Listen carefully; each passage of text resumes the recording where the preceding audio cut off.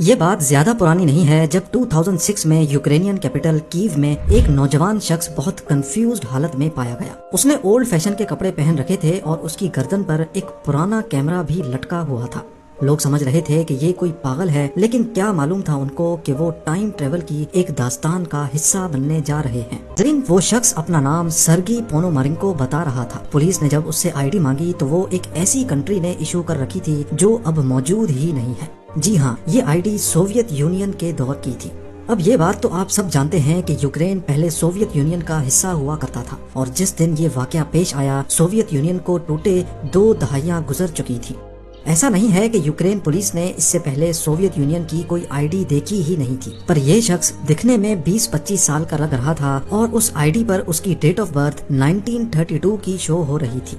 صرف date of birth ہی نہیں بلکہ آئی ڈی پہ شو ہونے والی پکچر بھی اسی کی تھی۔ یہ سارا ماجرا پولیس کو ہضم نہیں ہوا۔ 1932 میں پیدا ہونے والا شخص 2006 میں 74 ایئرز کے بعد بھی 20-25 سال کا کیسے دکھ سکتا ہے؟ انہوں نے سرگی سے پوچھا کہ آج کون سی ڈیٹ ہے، تو اس نے تھوڑا سوچنے کے بعد جواب دیا 23 اپریل 1958۔ یہ وہ پوائنٹ تھا جب پولیس کو لگا کہ یہ شخص پکا کوئی پاگل ہے۔ وہ اس کو مینٹل ہاسپٹل لے گئے جہاں ڈاکٹر پابلو کٹریکوف نے اس کی مینٹل ہیلتھ کا جائزہ لیا۔ سرگی کو بھی کچھ سمجھ نہیں آ رہا تھا کہ اس کے ساتھ کیا ہو رہا ہے۔ ڈاکٹر نے پوچھا کہ کیا اس کو یاد ہے کہ وہ 1958 سے سیدھا 2006 میں کیسے آیا۔ اس نے بتایا کہ میں دن کے ٹائم پر سٹی واک پہ اچھے فوٹوگرافز لینے کے لیے نکلا تھا، تبھی میں نے آسمان پر ایک عجیب چیز کو اڑتے ہوئے دیکھا۔ ڈاکٹر نے پوچھا کہ وہ چیز کیسی دکھتی تھی، تو اس نے بتایا کہ میں ایکسپلین نہیں کر پا رہا، پر میں نے اپنے کیمرہ میں اس کی فوٹو کھینچی تھی۔ یہ بولتے ہوئے اس نے اپنا کیمرہ آگے کر دیا۔ یہ سن کر ڈاکٹر بہت حیران ہوئے، لیکن ان کی حیرانی مزید بڑھ گئی جب انہوں نے کیمرہ کو دیکھا جو کہ ایک بہت پرانا یاشیما فلیکس کیمرہ تھا۔ اس کیمرہ کی کنڈیشن دیکھ کر ایسا نہیں لگ رہا تھا کہ یہ کوئی پرانا کیمرہ ہے، مسئلہ اس کیمرے میں سے فوٹو نکالنے کا تھا، کیونکہ اس میں جو رول ڈلتا تھا اس کو 1970s میں ہی ڈسکنٹینیو کر دیا گیا تھا۔ ایڈم پوائزنر نامی ایک ایکسپرٹ کو بلوایا گیا جس نے کیمرہ رول پہ لکھی ڈیٹ دیکھی تو معلوم پڑا کہ یہ 1956 میں مینوفیکچر کیا گیا تھا۔ اس نے فوٹوگرافز ڈیولپ کیے اور تبھی چیزیں اور زیادہ کنفیوز ہوتی گئیں۔ فوٹوگرافز میں کیو سٹی کی بہت پرانی پکچرز تھیں، گاڑیاں، بلڈنگز اور اسٹریٹ سائنز، سب کچھ 50s کے دور کا تھا۔ حتیٰ کہ اس میں کچھ ایسی بلڈنگز بھی تھیں جن کو بعد میں گرا دیا گیا تھا، اور انہی بلڈنگز کے سامنے سرگی اور اس کی گرل فرینڈ کی کچھ پکچرز بھی تھیں۔ یہ وہی سرگی تھا جو 48 ایئرز پرانی تصویروں میں جیسا دکھتا تھا اسی حالت میں اسی کپڑوں میں ڈاکٹر کے سامنے بیٹھا تھا، اور رول کی سب سے آخری فوٹو میں جیسا کہ سرگی نے بتایا تھا ایک ان آئیڈینٹیفائڈ فلائنگ آبجیکٹ دکھ رہا تھا۔ یہ سارا ماجرا دیکھ کر ڈاکٹر کے لیے یقین کرنا کافی مشکل تھا۔ اس وقت تک ڈاکٹر کے پاس اس بات پر یقین کرنے کے سوا اور کوئی آپشن نہیں تھا کہ یہ شخص 1958 سے 2006 میں ٹائم ٹریول کر کے آیا ہے۔ ابھی ڈاکٹر اسی کشمکش میں تھے کہ وہ شخص روم سے باہر نکلا، دروازہ بند کیا اور پھر واپس کبھی نہیں لوٹا۔ سرگی پونومارینکو بنا کسی ثبوت کے غائب ہو چکا تھا۔ اس نے اگر اپنے پیچھے کچھ چھوڑا تو وہ تھا یہ کیمرہ، کچھ فوٹوگرافز اور اپنی عجیب و غریب کہانی۔ ایسی کہانی جس کو جتنا زیادہ سمجھنے کی کوشش کی جائے وہ اتنا ہی زیادہ الجھتی جا رہی تھی۔ جب پولیس نے کیس کو انویسٹیگیٹ کیا تو معلوم پڑا کہ 1960 میں واقعی ایک سرگی پونومارینکو نامی شخص کیف سے غائب ہوا تھا۔ فوٹوگرافز میں جو لڑکی اس کے ساتھ تھی اس کو بھی ٹریک کیا گیا، جو اب ایک 70 سال کی عورت ہے۔ اس نے پولیس کو بتایا کہ 1958 میں سرگی واقعی میں غائب ہوا تھا، لیکن کچھ ہی دنوں میں واپس بھی آ گیا۔ یہ اتنے ٹائم کے لیے ہی غائب ہوا تھا جتنے ٹائم کے لیے یہ 2006 میں نمودار ہوا، لیکن اس خاتون کے مطابق وہ 1960s میں دوبارہ غائب ہوا اور اس کے بعد آج تک واپس نہیں لوٹا۔ پر کہانی میں ایک ٹوسٹ اور بھی ہے۔ سالوں بعد اس کو سرگی کی ایک فوٹو ریسیو ہوئی جس میں نوٹ لکھا تھا 2050۔ اس فوٹو میں سرگی کی ایج زیادہ ہے اور بیک گراؤنڈ میں کیو سٹی نظر آ رہی ہے۔ فرق صرف اتنا ہے کہ کیو سٹی اسکائی اسکریپر سے بھری ہوئی ہے۔ اس نے نوٹ میں یہ بھی لکھا تھا کہ وہ جلد ہی واپس آئے گا، لیکن کسی وجہ سے ایسا نہیں ہو سکا۔ سرگی پونومارینکو کی یہ انٹرسٹنگ سٹوری ایک یوکرینین ٹی وی شو پہ دکھائی گئی تھی اور دیکھتے ہی دیکھتے یہ انٹرنیٹ پر وائرل ہو گئی۔ پر سوال یہ ہے کہ کیا یہ سٹوری واقعی سچ ہے؟ اس پر آنے سے پہلے ہم یہ جانتے ہیں کہ ٹائم ٹریول کیا واقعی پاسبل بھی ہے کہ نہیں۔ اس میں کوئی شک نہیں کہ ہم سب ایک طرح سے ٹائم ٹریول ہی کر رہے ہیں، فیوچر میں ٹائم ٹریول۔ ہمارا کہیں بھی بتایا ہوا 1 گھنٹہ اس بات کو ظاہر کرتا ہے کہ ہم ایک گھنٹہ کر کے فیوچر کی طرف جا رہے ہیں۔ لیکن اگر کوئی کسی بھی طریقے سے اپنا 1 گھنٹہ صرف آدھے گھنٹے میں بتا لے تو وہ دوسروں کے مقابلے میں آدھا گھنٹہ فیوچر میں چلا جائے گا۔ اس کانسیپٹ کو پہلی بار البرٹ آئنسٹائن نے اپنی اسپیشل ریلیٹیوٹی کی تھیوری میں دیا تھا، جس کے مطابق اسپیس میں ٹائم ایک جیسا نہیں گزرتا، بلکہ یہ ڈیپینڈ کرتا ہے آبجیکٹ کی اسپیڈ اور اس کے ماس پر۔ جس طرح آکسیجن کا لیول الگ الگ الٹیٹیوڈ پہ چینج ہوتا رہتا ہے، اسی طرح اسپیس میں ٹائم بھی آبجیکٹ کی اسپیڈ اور ماس پر ڈیپینڈ کرتا ہے۔ ہم ارتھ پر رہتے ہیں تو ہمارا ٹائم ارتھ کے ماس اور اس کی اسپیڈ پر ڈیپینڈ کرتا ہے، لیکن اگر ہم جوپیٹر پہ چلے جائیں جس کا ماس کافی زیادہ ہے تو وہاں ٹائم سلو گزرے گا۔ تھیوری کے مطابق جتنی زیادہ اسپیڈ ہوگی اتنا ہی سلو ٹائم گزرے گا۔ تو اگر ہم کسی ایسی اسپیس شپ میں بیٹھیں جو اسپیڈ آف لائٹ کی تیزی سے یونیورس میں 5 سال تک چلتی رہے اور پھر واپس ارتھ پر آئے تو ہماری گھڑی کے حساب سے صرف 5 سال گزرے ہوں گے، لیکن ارتھ پر 36 سال گزر چکے ہوں گے۔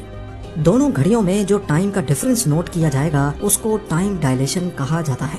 آئنسٹائن کی اس تھیوری کو پروف کرنے کے لیے 1971 میں ہیفل کیٹنگ ایکسپیریمنٹ بھی کیا گیا تھا۔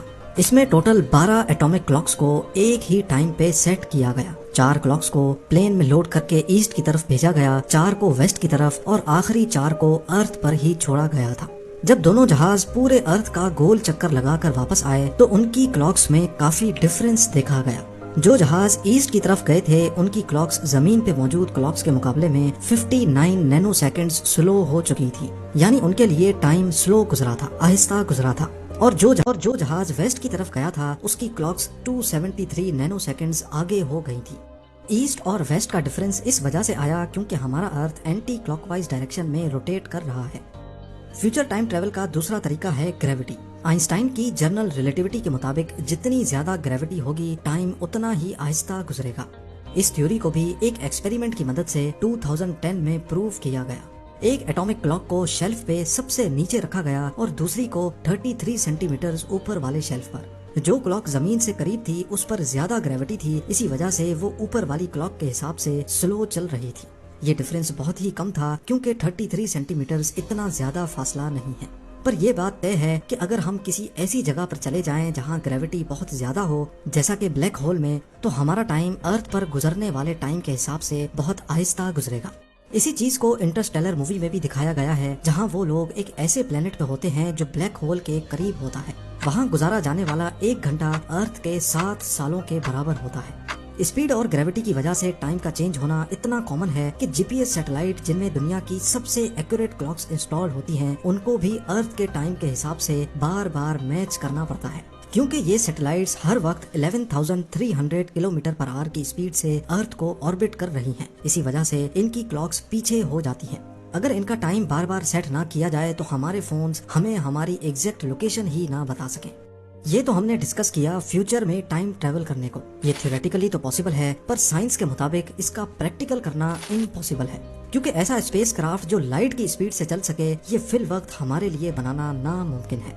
گریوٹی کے ذریعے ٹائم ٹریول کرنے کے لیے بھی ہمیں قریبی بلیک ہول کے پاس جانا ہوگا، جو کہ آلموسٹ 1560 لائٹ ایئرز دور ہے۔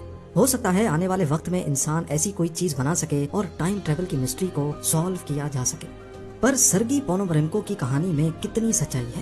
اصل میں یہ اسٹوری 2012 میں ایک یوکرین کے ٹی وی شو میں براڈ کاسٹ کی گئی تھی جس کا نام تھا ایلینز۔ اس ریئلٹی پروگرام کے 3rd ایپیسوڈ ٹائم ٹریولر میں یہ کہانی دکھائی گئی تھی۔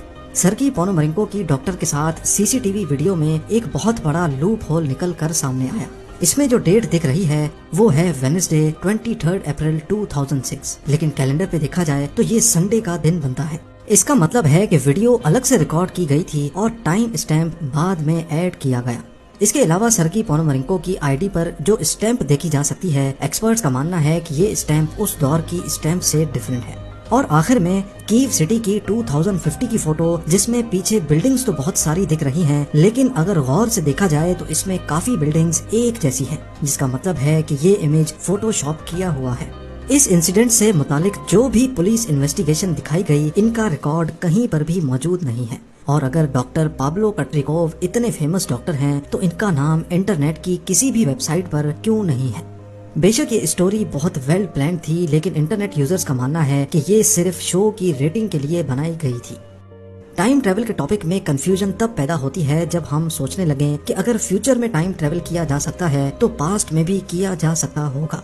इस कॉन्सेप्ट को भी काफी सारी साइंस फिक्शन मूवीज में दिखाया गया है, लेकिन साइंटिफिक कम्युनिटी का मानना है कि ऐसा करना पॉसिबल नहीं है क्योंकि ये जन्म देता है पैराडॉक्स को। मान लें कि आप किसी टाइम मशीन में बैठकर 10 साल पास्ट में चले जाएं और उस टाइम मशीन को ही बनने से रोक दें, तो फिर आप यहाँ तक कैसे पहुँचे? इस सिचुएशन को टाइम ट्रैवल पैराडॉक्स कहा जाता है।